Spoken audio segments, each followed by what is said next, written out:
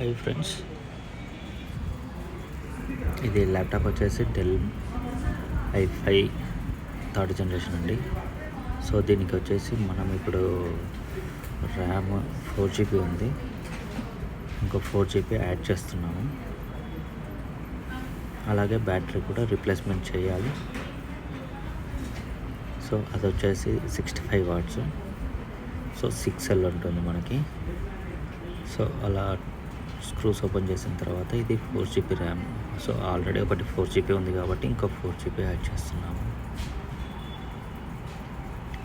DDR3 RAM ఇది.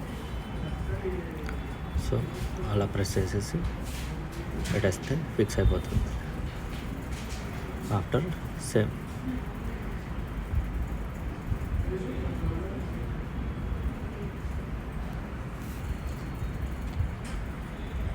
అలా పెట్టేసిన తర్వాత మళ్ళీ స్క్రూస్ టైట్ చేసేసుకొని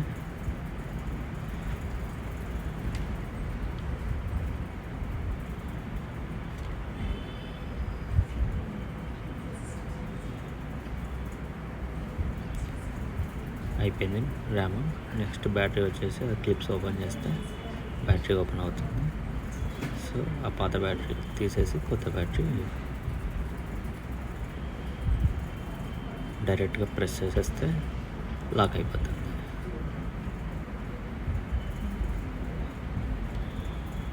సేమ్ ఓకే, డన్. తర్వాత మళ్ళీ లాక్ వేసేస్తే ఇంకా బయటికి వెళ్ళదు బ్యాటరీ. ఇది బ్యాటరీ